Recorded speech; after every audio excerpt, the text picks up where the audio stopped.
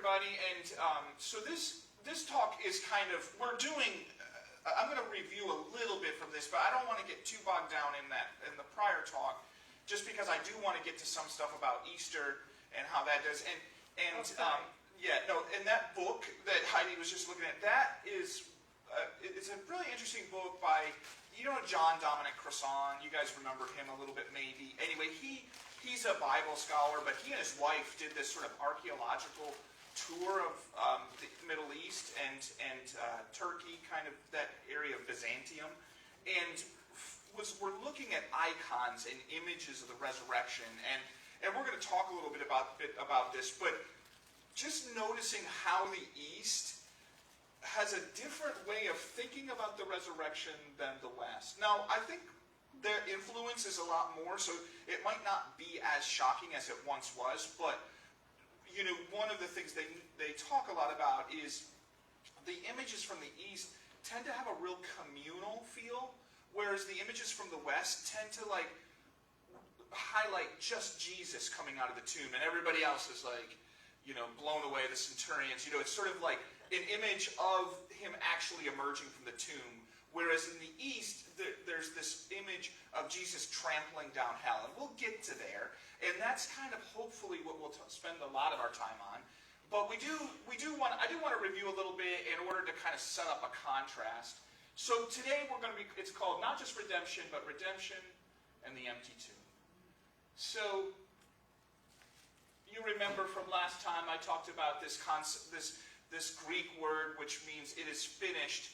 So this idea, that was the words spoken from Jesus on the cross, and one day I had that patient come in, he had this tattooed on him, and I'll repeat the story just for people who weren't there the last time. I said to him, I knew it was Greek, I didn't know what it meant exactly, I kind of had some idea, but I didn't know. And I asked him, well, what does this mean? And he said, it is finished. And I asked him what it meant to him, and he said, he is a recovering alcoholic, and he felt, a lot of alcoholics, in my experience, and I think a lot of us share this with them, have this sort of inner shame, right? This sort of feeling that they're just not worthy of anything, really, but definitely not love. And this guy told me that this experience, this idea that Jesus sort of died for him, died for any sin he could have been about, that was freeing for him. That it was like a new beginning, and it saved his life. Or at least it was an expression of the way that his life was saved by AA in this case. But, so whenever I think about redemption, I'm going to give you some contemporary theories. I'm going to try to, we'll briefly revisit some of the older theories. But I want to just have us realize that this is like talk, right? This is like intellectualization of things that we experience. We're not just looking at Christianity from the outside, trying to analyze it. We live it, right? And so redemption, there's the stories in the Bible, they kind of stand on their own in many ways. And yes, they sometimes need explanation, but the explanations change. Today I'll talk to you about some symbols from the baptismal rites. Well, it's not like those baptismal rites said, we need this symbol, and we want this symbol to mean this, so let's put that in the rite. Really, rather, kind of the rite grew up, and then people later looked at it and said, this is what this means, this is what this means. And sometimes you get different interpretations, not necessarily contradictory, but just different things, because the experience is the experience of the liturgy. So I just want to kind of emphasize that. These are a couple of things about, that redemption does have about it this sort of feeling of sacrifice, like Jesus sacrificed himself on the cross for us, died for us. That's a very common refrain. And even in our Easter song at the beginning, this year we sort of spoke it, but some years we sing it, that this idea that Jesus kind of died, and where's the line I'm looking for? Yeah. O wonder of your humble care for us, O love, O charity beyond all telling. To ransom a slave you gave away your son. O truly necessary sin of Adam destroyed completely the death of Christ. O happy fault that earned so great, so glorious a Redeemer. So the theme there is that, of course, that somehow the actual death on the cross, like that Jesus submitted himself to be destroyed for us. Like we should have been destroyed, but instead Jesus was destroyed. Okay, so that gives a certain kind of flavor to the redemption. And later, this dude, St. Anselm of Canterbury, would write a book called, or like a little pamphlet really, called Cur Deus Homo, which means why did God become human? And this is one of the most famous ideas of the redemption. And we talked about this, so I'm not going to dwell on it, but if somebody has a question. We talked about this idea that he kind of reasoned this out. He said, well, why would Jesus have to become human? And he said, the reason is because we fell into sin. And that sin was a sin not against just me and you, but against God. And that God was offended by Adam, basically, in the beginning. And so this sin was like a cosmic sin, or an infinite sin, we'll say. And so who can forgive an infinite sin? Like, I mean, can I do anything to overcome infinity? This was his reasoning, by the way. So think about this. Like, it's kind of like you've got this. Maybe this is a bad analogy, but I'm gonna follow it through anyway. You've got this car. You love the car so much. And somebody comes up and says, I want to buy that car.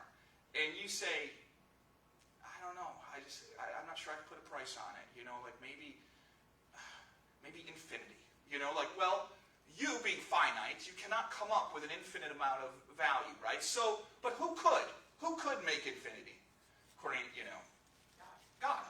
So the only one who could pay the punishment was God himself. And so God had to send his son, who was God incarnate, to pay the punishment for us, who we really deserved it. But Christ stands in between. And that is to show God's infinite love for us. So now, I don't necessarily think this is a horrible interpretation. I mean, I think there are some things in it. I think, in fact, my patient who had that, in some ways, this was something pretty awesome for him. Like, he felt like he could never make up for the things he had done in his life. And he never told me the details, but I'm sure some of them were probably not so great, but I doubt they were infinite sins, But he felt that way. The shame was so great that this idea that God would just forgive them was so powerful to him that it changed his life. So, and I think that's contained in here. The only thing is, it can also be a little bit like it can also, though, sometimes make us feel a little odd, like, geez, so God, really wanted his son to suffer on the cross? Like, that seems not very loving or compassionate, Maybe compassionate for us, but why would God want to send his son? So this whole language of sending your son to die for somebody else, and I think I sort of joked with you about that idea that, God is standing there really mad at humanity, and Jesus says, listen, they're okay. They're a little flawed, but I think they're going to be okay. We can change them. And God says, nope, I am so bad that no way. And God says, and Jesus says, well, is there anything I can do? Maybe I can do something. There's nothing you can do. I am so offended to the very core of my being. And Jesus says, well, how about this? What if you punish me instead of them? And God says, that would be kind of good. That might work, actually. I can take out my anger. And but if I punish you, it's got to be really, really bad. It can't be fake. It's got to be the worst. Okay, I'll do it. That's the kind of narrative that you can sort of set up in your head. So I wanted to kind of move beyond that. I'm not going to talk about this part of it. We talked a little bit about that last time, but I'll get back to it in different ways. But so let me see where I'm. I picture it going like the Sodom and Gomorrah discussion. Uh-huh. He says, "What if 100 of them said that Yeah. they would die for the rest of them?" And Right. God says, "All right, I'd let that happen. But what if only 50? What if only 10? What if only 5? What if only 1? Okay, what if one of them wouldn't, but I would?" Yeah, that's Yes. good. That's a good way to think of it too. And that's a very ancient way to think of the Old Testament, is to think of it as a sort of prefiguring of something of something in the New Testament. So maybe if you had written that treatise many years ago, people would have been like, Sodom and Gomorrah is another redemption story. And in some ways it is a redemption story. There is something redeeming about this idea that God would not transform, would not destroy something if there was one person left. But instead God gets the one person out of there, so there's nobody in there, and that destroys it. So anyway, okay. So I'm not going to talk about it. We can maybe get into that before. So I want to talk about some different ways. I want to move into the sort of Franciscan understanding of the redemption, and then move a little bit into Easter, some of the Easter ideas. So you might remember this. I talked about baptism as one of the sort of original interpretations of baptism was this idea of washing away this corruption. But this is how they would say it, though. When you are baptized into Christ's death, so that you also rise with him. It's like so in this theory, if redemption is on the cross, if redemption is coming through the cross and the resurrection, right? For me individually to be redeemed, I've got to do that too. I can do that too, but I don't do it because I'm suffering. I do it through the liturgy of the baptism, right? So that's where some of that language comes from. Like, I'm going to die with Christ so I rise again. Does that make sense? Can you see what I'm saying there, or no? So, and I talked a little bit about this, and I'll talk about this a little bit later. I think I told you about the scrutinies, the exorcisms. So remember, for the ancient church, even post-baptism, and we'll talk about this too, even post-baptism, it's not that evil is gone, it's just defeated, right? And so pre-baptism, there's still devils around, according to them. And I think I might have told you is one of the theories by why did Jesus have to be raised up on the cross? Because that was one of the other questions. Well, why the cross? And one of the thoughts was the cross because he had to die a real bad death. Because if it was a sort of mealy-mouth death, it wouldn't really get to it. But it's got to be a real death. So why lift it up? Lift it up because that's where the demons were in the air, floating around. So you lift it up so Jesus could destroy them. And so remember the scrutinies where the people would come and the bishop would actually examine the patient for signs. The patient, I say, because it was kind of like that. Examine the person for signs of the devil in them. And there were all these reports about when these and this would happen before that, there'd be actual exorcisms. And there are all these reports of people foaming at the mouth and all this kind of thing. So this was part of the baptismal rite, to get rid of as many demons as you could. And some of it was bodily signs too. So like bad rashes, that could be a sign. So it was almost like a little bit of a medical exam before that. And I think I've told somebody this. There was even a washing that happened, like a true washing, not just a baptismal washing, but a true washing. And part of that was because people smelled, and they, during that time, because part of their penance before they baptized was to not wash and stuff like that. So they would wash them. So anyway, this is Christ's baptism. So let's talk about Francis and how did the Franciscans see the redemption. So remember, for St. Francis, God is all good. He's the greatest of goods. This sort of line in the beginning, God is good, all good, the greatest of all goods, that is Francis like sort of overflowing. Like if you read him, he kind of is a little over the top. He's just like, wow, God is so good about God is so good. But God also, for him, remember, he was the one who came up with the creche, right? He's the one that actually started the whole thing about creating the stable and all the animals and stuff like that. He thought that God's very nature, I guess is the right way to put it, is to descend, to become humble, to empty God's self. And so it wasn't that God was up high, like that sort of picture from Anselm, where he's this sort of like stubborn God who's angry and there's nothing. For Francis, God was like, by his very nature, he wanted to be in creation. Creation was not a separate thing, but really part of his very being, God's very being. And so So that movement of God downward, if you will, like, because remember for them there was a hierarchy of being, downward into creation was a central fact about God. And and Christ, being the Word, is the image of this God. And so for Francis,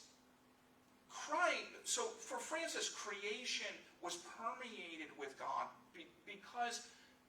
because in the beginning was Christ. Okay, so for Francis, it's not that Christ came into the world in 0 AD and then died and then ascended to heaven, and that was the end of the story. Christ was there from the beginning.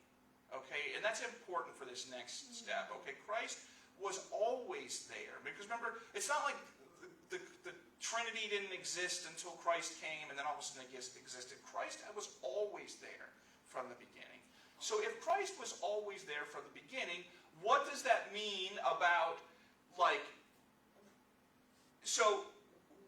let me do this first. And then, so anyway, then from there, therefore, if you say, okay, Christ is the image of God, is God, then all creation reflects Christ.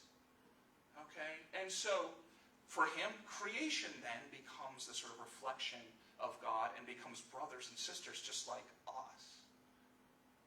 Okay? Like, just like we're brothers and sisters in God, all of creation becomes brothers and sisters. Okay? Why would that be? Why does that reasoning make sense to you, or are you just nodding? Christ had to be with us or be before to appreciate his death. Otherwise, if he just was created to die, we wouldn't have appreciated it, right? So that's good. That's a good thought, right? So first of all, you use those very terms. If Christ came in later, he would have had to have been created. Well, then he's not God, because he's a creature.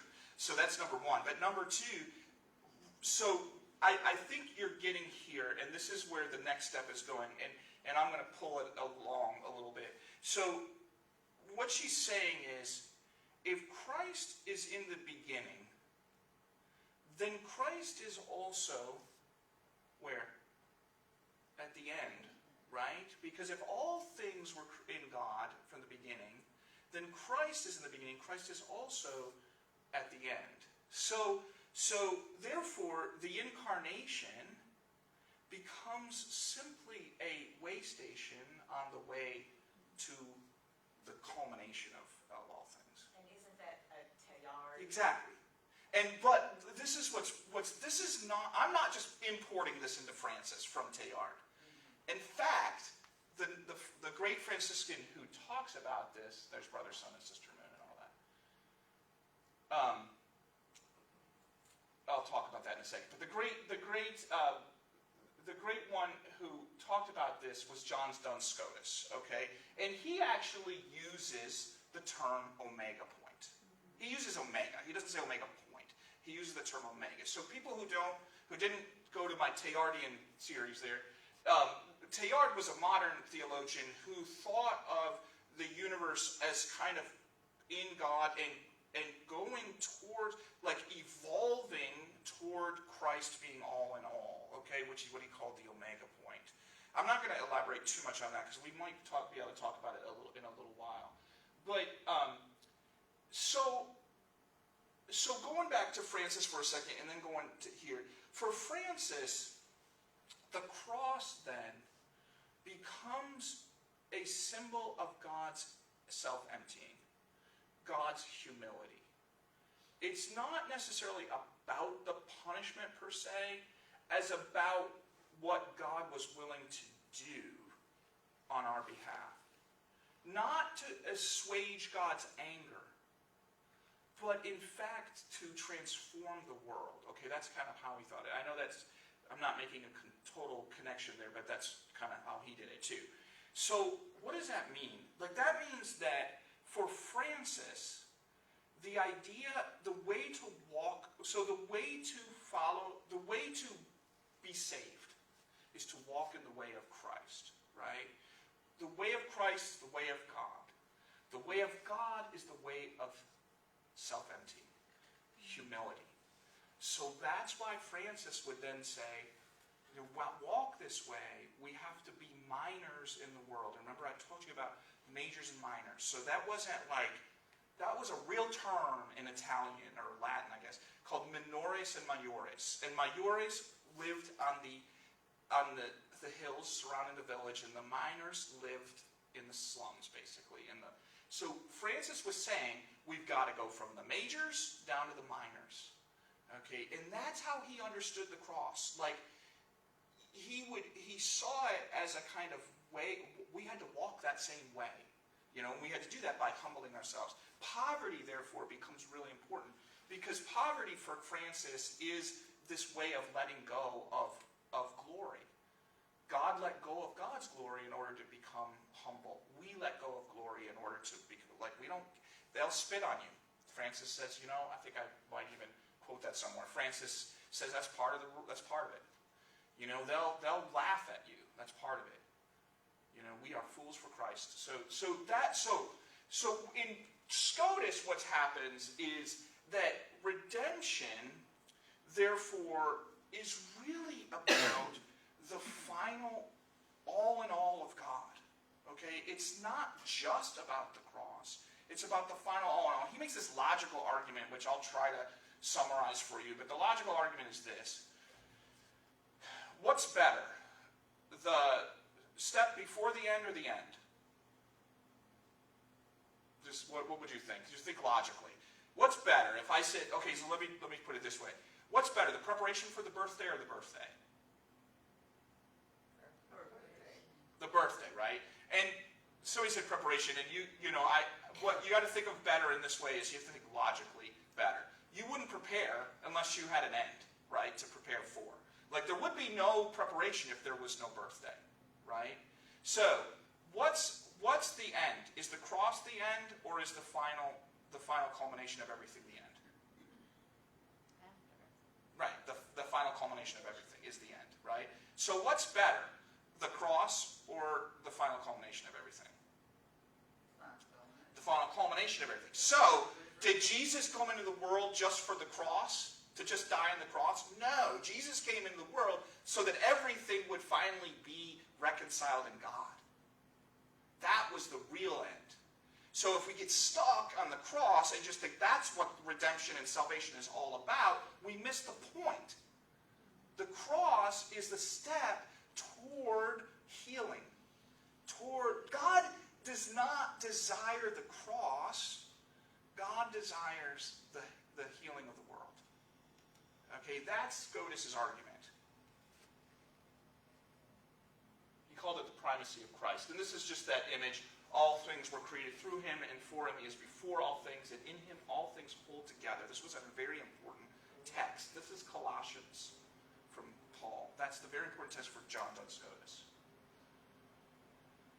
This is a picture of sort of Christ the Creator. It's a tapestry, actually. I already did that. That's John Duns Scotus. I'm not sure. This is a symbol. What he's doing there is a symbol, but I don't know what it means.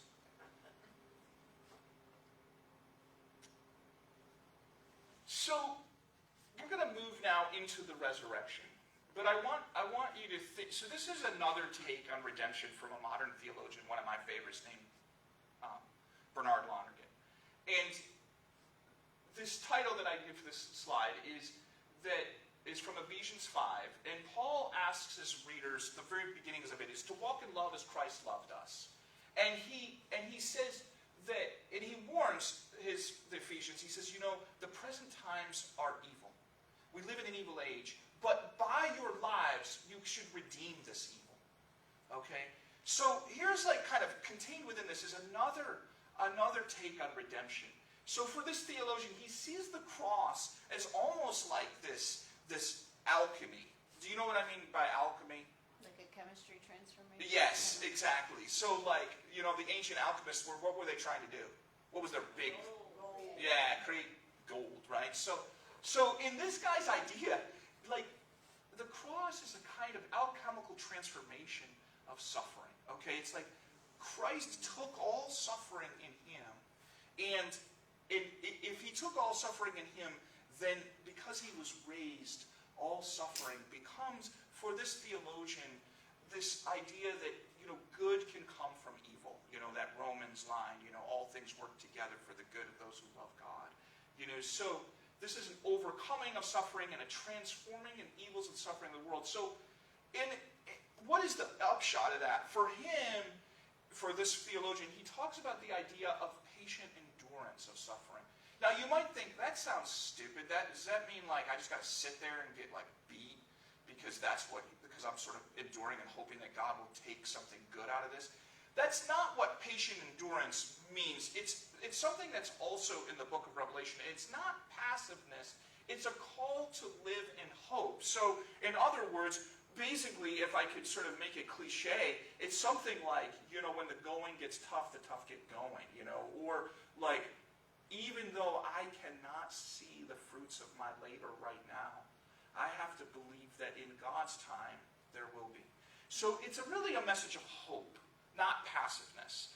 If you're a victim of suffering, this is not meant to say you should just take it, shut up, and hope God does it. No, basically the idea is you should realize that God does not desire this suffering. And so you can act, hopefully as a co-creator with God in that scenario, to bring good out of it.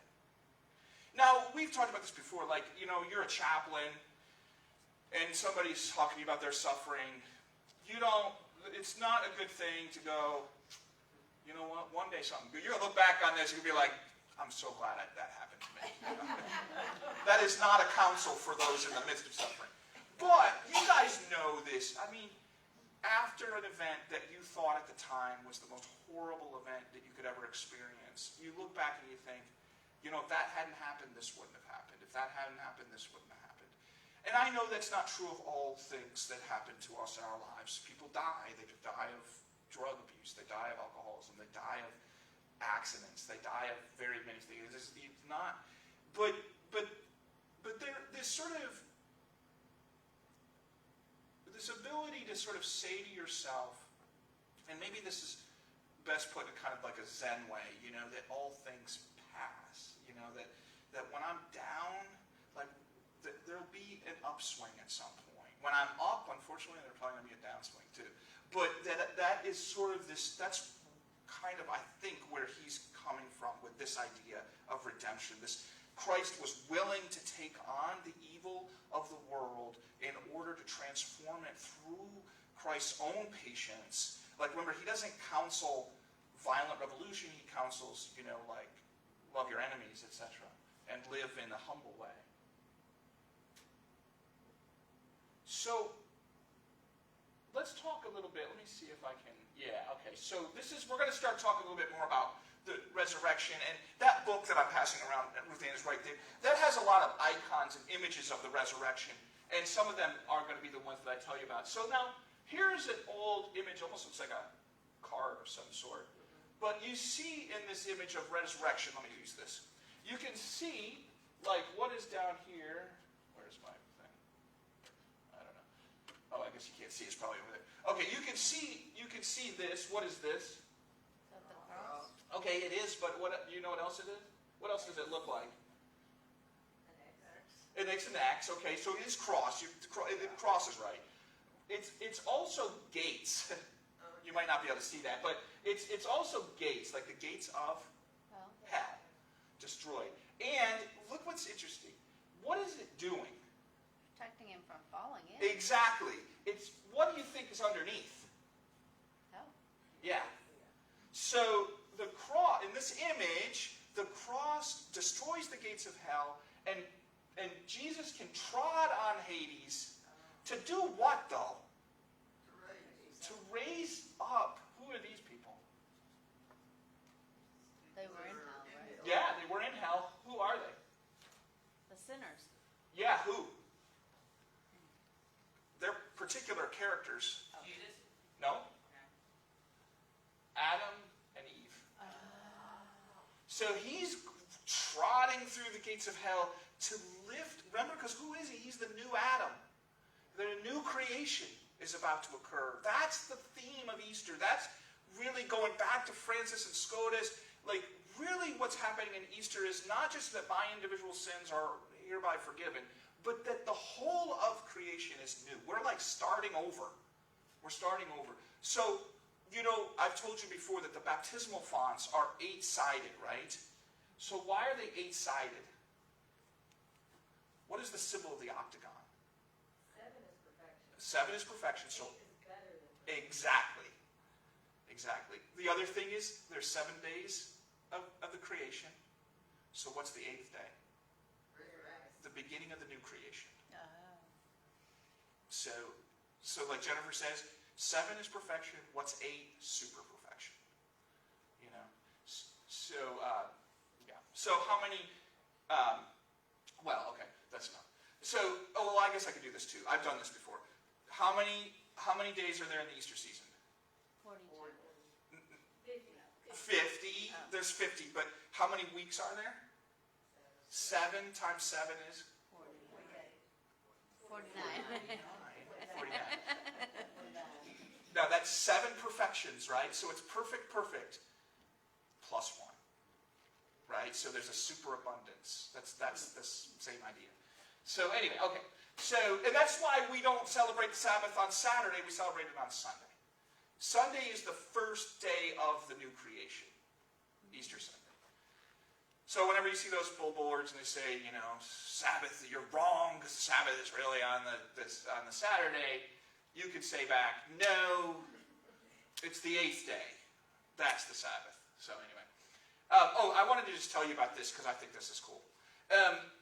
One of the other things about the baptism was so again, this theme of the defeat of the devil, the defeat of the cosmic battle that's happened. What does the baptismal person have to do? They come out, before they go in, the bishop tells them to face the west. Where does that be? Where would that be? This way. So you face the west, and that's when you renounce Satan. You've heard those words, right? Do you renounce Satan? I renounce him. Do you renounce all his works and wiles and all that? I renounce them. And so why is it turning to the west? Because that's what swallows the sun.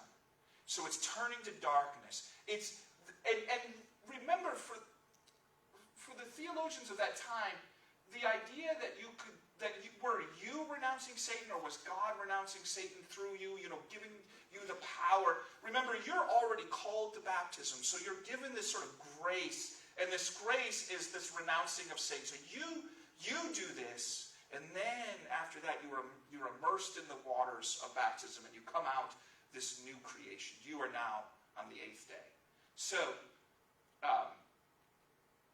so anyway, this theme of kind of liberation from evil and suffering and death is really kind of the cosmic understanding of redemption. So this is another story. Look at this one. So all those who have died. Look, I love this picture though. Can you see over here? Yeah. Like all these demons are like, geez, dang it. And then I think you can see under here, this is death. See, he's trampling on this is the gate. You can see right here the other slab, so that they're on the cross. And look, he still carries the symbol of the cross, which is important in later symbolism, because it's really kind of points to the idea that you cannot separate Easter victory from the suffering, right? That's the thing, is sometimes we can kind of go too far in this idea and be like, oh, Easter's all joy, joy, happy, happy. But there's no Easter without the travails of the cross.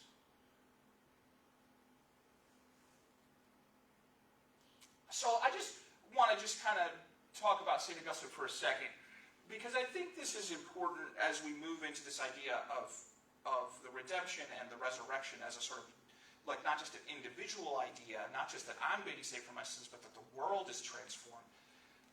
One of the most influential people in our understanding of kind of like the spiritual journey and what all these symbols mean is St. Augustine. Do you know that story of his conversion? Does anybody know it by chance? Okay, I'll tell it to you. It's from the Confession. So this is important because, I mean, he writes it actually pretty well. He he says, I was at the end of my rope, basically. I think he says that I was at the end of my chain. And he says, I didn't know where to turn. My life was kind of in disarray. And you know him, he was really into his sexual sins, he felt like. So he was, I just couldn't, my lust was just too much, He actually says that. But I think at the end of the day, instead of just focusing on that, just focus on the fact that he just felt like his life was in tatters. And he didn't know where to go. He didn't know where to turn. And so he goes into the garden. And he sits there. And he hears this child's voice from across the wall. Take up and read. And it repeats, take up and read. And so he goes back in the house. And there is a copy of Paul's epistles. And he opens it. And he reads this line. Let us behave decently, not in orgies and drunkenness, not in sexual immorality and debauchery, not in dissension and jealousy. Rather, clothe yourselves with the Lord Jesus Christ, and do not think about how to gratify the desires of the flesh. So, okay, that might not speak to you. Like, I don't know if any of you are just about to get up and go and, I don't know, come to the altar, do an altar call with me today. But to Augustine, this went right to his heart. And he kind of broke down, and he cried, and he said, okay, what do I need to do? And he goes and he gets baptized. And the day of his baptism is April 25th, which is kind of cool because it's only a couple weeks ago. And he writes, and we were baptized, and all anxiety of our past life vanished away. And so he reflects deeply on this experience. He wasn't an idiot, right? He knew that the child was not talking to him. He knew that yes? Who's the we in that sentence? Oh, it's the royal we. It means it's Augustine. This is just a translation. He meant and I. He should have said, and I was baptized. I mean, he could have meant the other people that were baptized with him. But in this case for him, it's ego. It's I. Remember that, and that's the whole theme of this part of it. I'm trying to sort of show you where this idea of the individual redemption, why that's such a powerful part of our story, because St. Augustine wrote so beautifully about it. And so, again, he wasn't like an idiot, right? Like, he didn't say, and then I heard this booming voice from the cloud, and God, like in Monty Python, God's head comes down and goes, take up and read. No, he said, I heard this child's voice. But for him, that became the voice of God. Like, so he knew what it was really from, but he still saw it as a sign from God. And it moved him. And he felt like it was a gift. He didn't think he had anything to do with this. I mean, other than he had to then get up and go and be baptized, but he felt like he was being called to do this, pulled to do this by God. Okay, so this is sort of the origins of the idea that it's a grace, right? That we don't do stuff to transform ourselves, that God's grace. But it's kind of interesting to see the origins in the story, I think, because it's like, what do? We hear things in our lives, and sometimes we dismiss them, sometimes we really see them as calls. I mean, like, we can really see them as calls, and somebody else goes, yeah, well, I said that to you, but what I really meant was, blah, blah, blah. And it was completely different than what you thought they had meant. But what you thought they had meant made such a difference in your life that, like, it doesn't matter what they meant. Like, because in some sense it came from somewhere else. It came from God, perhaps. Yeah. It reminds me of Rand's talk about that one image. I think that his brother Perfect. Yep. saw the photograph. Yeah. That Do you guys remember this story? Let me just remember. He's walking down the path and the Appalachian Trail, and remember his wife has died, and he is still grieving her, and he looks ahead, and there's this sort of like halo almost, and it looks probably like I'm just going to say this. He didn't say this exactly, but it's like a portal to another world or something, And Rand was saying, he said, it was probably just the play of light on the trees. But to my brother, it was a sign that God was talking to him and that his wife was okay. It's like, that's this same thing, So anyway, so in some ways, Rand is following in the footsteps of Augustine and his story. You know, and many of us can tell stories like this. When I say, tell your spiritual journey, you know, like it's often a story, I was lost and now I'm found. So this is a picture of Augustine. Look, baptized. What do you notice? Now you should see some of the symbols. You can't tell, but this is an octagonal pool. You see how he's immersed, Yes. right? You see how he's naked. Yeah. You see the white robe. You see the bishop. Now he, in this case, is not immersing, he's pouring with the thing. So that is a later, you know, that comes later, probably partly because the pools, I mean, this is money to make this kind of pool. You know, so, you know, that this thing's evolved, but you can see, I mean, look at how he's kneeling down in it, like, you know, actually immersing himself in it. And actually, did I ever tell you this? Like when I was in that church in Brooklyn, Joe, the priest, he made, like he had a pool made. We got rid of the font and put in an actual pool. And where I got the nard oil idea was from him. Like he would pour that nard oil into the baptismal, and you could smell it all through the thing. So the only thing you don't see here is the oil, which comes later. What are the words in the back? It says, to you, God, all praise, and then something omni confium. I'm not sure what those mean, but I think it's just a quotation. It might be from Augustine's Confessions even, but I don't know. I can't translate it. Nobody? Latin people? Oh well. But the first part, Te Deo Laudum, means to you, God, all praise. I think omnin is all praise. All praise confirmed. Maybe something like that. Yeah. Okay, so let's move from that individual idea into kind of this other idea that we sometimes don't always appreciate. It's this sort of sense of this universal resurrection, this cosmic understanding, not just a story of our individual suffering and redemption, but the transforming of humanity and creation itself. A little like Francis, right? You know, remember the end, the omega point. Like, what is the end of the redemption? It's not the cross. It's the end of the world, the universe, the culmination. And not just... So the other thing that we sometimes do is we sort of project the end of the universe as kind of like getting rid of creation and being in this new plane, like this other non-material plane. And has been a, you know, like, I mean, I don't know that we've ever really struggled with that or grappled with that. Like, well, what happens to the earth at the end of time? You know, like, do we think about that? Like, if heaven is this other place, what happens to the earth? Does God just get rid of it? Like, that's not necessarily the early church's idea. Remember, you'll hear this in Revelation today. It is a new heaven and a new earth. There is a new heaven and a new heaven and a new earth. You know, so there's something material still about it. Remember, now think Teilhard a little bit if you want to. Matter is no longer bad. It's part of Christ. It's in Christ. Remember, when we bring those gifts up, which we're going to do today, when we bring the wine, we're saying to God, here is your creation. Make them new. Make them different. And we are made different with them. So this idea also becomes really prevalent in the art of the East, and I'll show you that. So there's this idea, again, going back to this sort of idea that remember, we're created in the image of God, we sin, what happens to the image? It's deformed.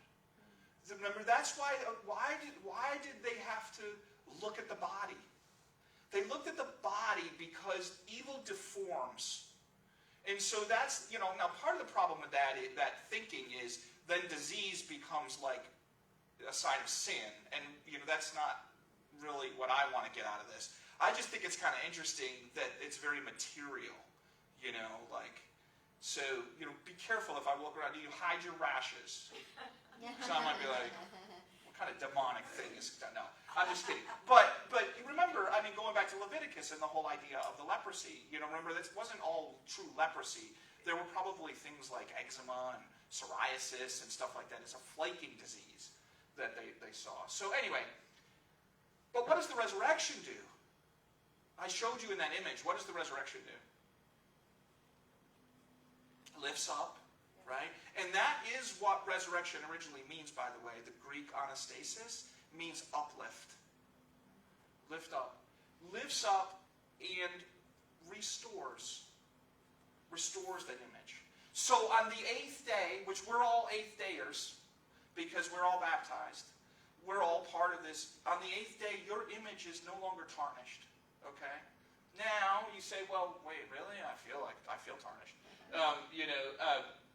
So, before we get into that, so we'll talk a little bit about that next. All right. Remember I told you about the two. So remember, this is back. Now we're going to go back west again. So these are the western. This is a western image. What strikes you about that image? He's got the cross. Yeah, he's still got the cross. So that's a similarity to some of the other ones. It's only four-sided. In that case, the tomb is four-sided. Yeah, this is not a baptismal tomb, though. This is his what? That's his sarcophagus. Yeah. So that's another difference, right? So Jesus is being portrayed coming out of the tomb. What else? Everybody's looking up. Everybody's looking at him. Who's present? Angels there. Angels. Who else?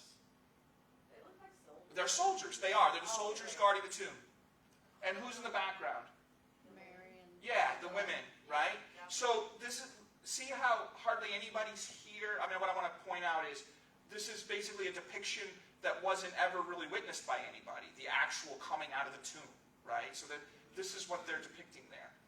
And Christ is sort of more individual here. So they Yes. did away with the stone and the... Well, in this image, this is from like the 15th century. This is like an altarpiece, So that might have been like someone's actual sarcophagus or something like that. So the symbolism being that he will rise with Christ too, the guy for whom this painting was made, or something like that. So don't get too hung up on that image. So this is another altarpiece. You see on the right side is the death of Jesus. You see on the left side a similar idea, right? Coming out of the coffin with the soldiers over there, and then the women coming to the tomb. And see how he's alone, and he's got his cross. Yep. Now, look at this image. So this is an image, this is another anastasis image. This is from the east. So what's the difference? Here, Christ is, in this case, down in Hades, taking who? Who's this? Adam and Eve. Adam and Eve. And you see, here's the gates of hell. Here's the dead guy. Look at what I think is kind of interesting about this is you see how dynamic it is. Like he's grabbing them. Let's go. There's actually these images, you can see it in that book, of it's a psalter. It's like, it was like a decorated book of Psalms. And down the column is Jesus is up there. He's got his hand down there. Then Adam is grabbing Jesus' hand. And then he's grabbing Eve like this. And they're all like being uplifted. It's like the working Christ. Exactly. The working Christ. And who's he looking at? You. He's looking at you guys. He's taking you too with him. That's the symbolism. But the people in this one on the eastern are going towards him or Yeah. touching him versus in the western they're... Right, exactly. And he's not alone. He's taking everybody with him. He's not like just triumphant. And again, we're doing contrast, but there's actually, those Western images are cool too for their own reasons, but I'm focusing on this other side. Yes, the people on the left all have halos, and the people on the right do not. Yeah, so I don't know exactly.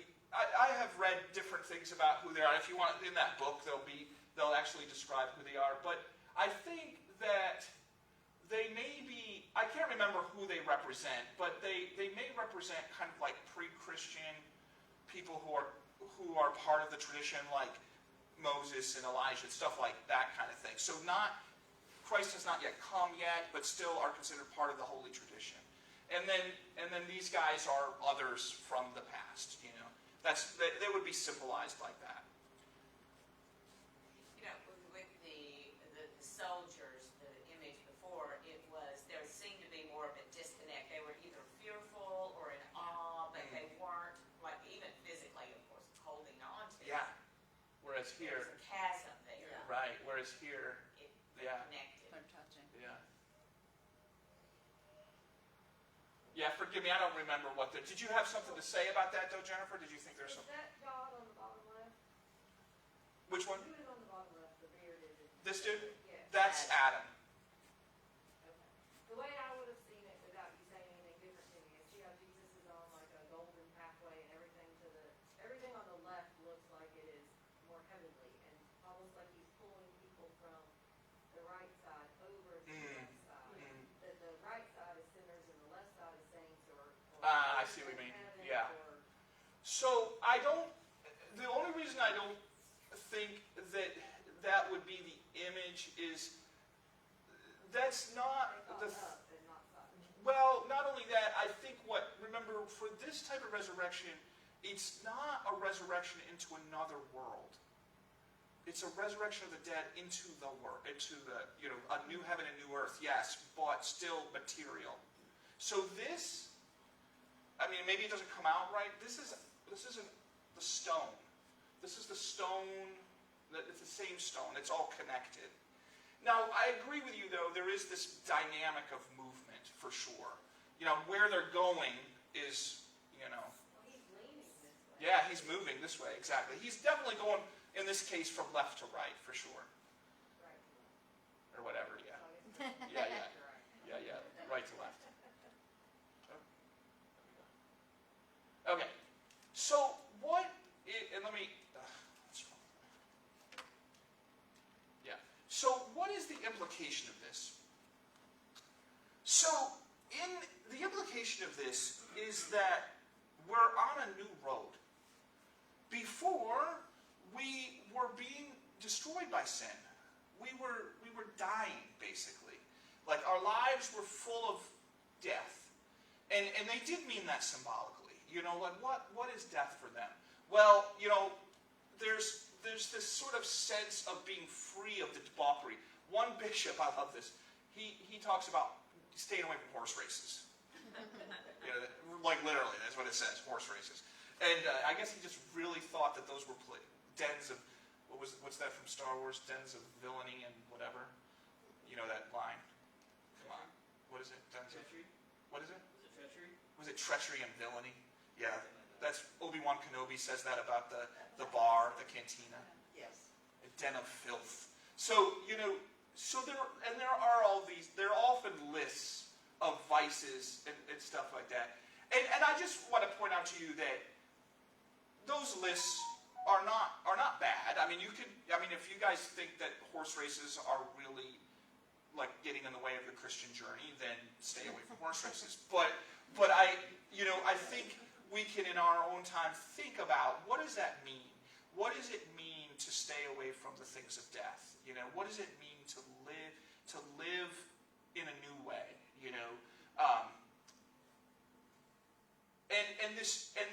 The idea here is that this new way is the way of, not just, it's the way of Jesus, but the way of Jesus is the way of God. It's God's way of living in the creation, right? The whole idea of the incarnation was God came down to live among us, basically to dwell among us, as it says. And therefore, the way of Jesus is God's way of being. Like, that's Francis, right? Goes back to Francis is like, oh, God's way of being is to be humble. God's way of being is to empty. God's way of being is to live in the world as one who is forgotten. And so, you don't have to follow Francis necessarily, but the idea in these stories, this interpretation of the resurrection, is that there is this new life, that is of God, that is a divine life. Okay? And you can just sit with that as a symbol. You don't have to necessarily figure it out. Like, what does that mean? What is this God? Is that God? I just think what's powerful about that is that, to me, it gives me a certain hope, right? That if I'm trying to live the way of Jesus, and there are teachings, right? It's not like I'm just making it up out of whole cloth. I mean, you can read the Bible and figure out what are the things that Jesus taught to try to live those things. That, but also I learn from you guys, right? And you learn from me, and we learn from each other. Like, part of what is happening in the church is this formation into Christ people, into Christ followers, into Christians, right? I mean, we think we're Christians right as soon as we're baptized, but in a sense, we're becoming Christians. We're becoming. And it also implies, therefore, that creation isn't done. That even creation is continuing. But it's not perfect, right, Rick? Exactly. So this is the hard part of this whole thing. Death is defeated. Well, then why do people still die? So the idea is there, first of all, and this is early church. This isn't just some contemporary. This is early church. We die symbolically in baptism. They use that term symbolically. It did mean a little different than us. It had a little more of a forcefulness to it. Like, it wasn't just like a stop sign. Like, well, it was like a stop sign. Like this, when you see the stop sign, you stop. Like, you are dying, maybe not literally dying, but you're dying to this old person, and now you're free to live a new life. So the idea is this liberation. One thing I'll say in the sermon today is this idea that God's love enables us to love. Like that kind of love. Have you ever experienced that kind of love that actually makes you more you, makes you freer, makes you feel like, it's not a love that you feel like, oh man, I got to give something back to this person or whatever, but it's really like, the only way to maintain this love is to be somebody I'm not. But in this case, it's a love that really lets you be who you are, and you become sort of different because of that love. I think that's a good analogy. There's another piece. So, Jennifer, this too has the halos on one side. There's probably something is interesting in that. And it could be, if we don't make it an otherworldly thing, I think I would agree with you. Like, if we think of this as sort of the new, like the church, basically. He's kind of bringing everybody into the people of God. That's how I might interpret that. Not like we're bringing everybody to heaven, but the heaven that is bursting forth on the earth. That's how I would think of it. This is from, I'm not going to read this to you, but this is from a homily, an Easter homily. And just read the first lines. Enjoy ye all the feast of faith. Receive ye all the riches of loving kindness. Let no one bewail his poverty, for the universal kingdom has been revealed. Let no one weep for his iniquities, for pardon is shown forth from the grave. Let no one fear death, for the Savior's death has set us free. And then he goes on. He went into the lower region, and it was abolished, etc., etc. See, for Christ being risen from the dead has become the first fruits of those who have fallen asleep. So he's the first one to be raised, and then everybody else comes after. Oh, death, where's your sting? Is that like, Paul? Oh, happy fault. Yeah, well, this is actually a quote from Paul, and he's probably quoting a hymn. In this case, it's like, oh, death no longer has dominion over us. It's not like, I don't have to just be like, oh yeah, I'm always going to be this way. Christ is risen and the demons are fallen. Christ is risen and the angels rejoice. Christ is risen and life reigns. That'd be kind of a cool story. I think maybe I'll just preach that sometime.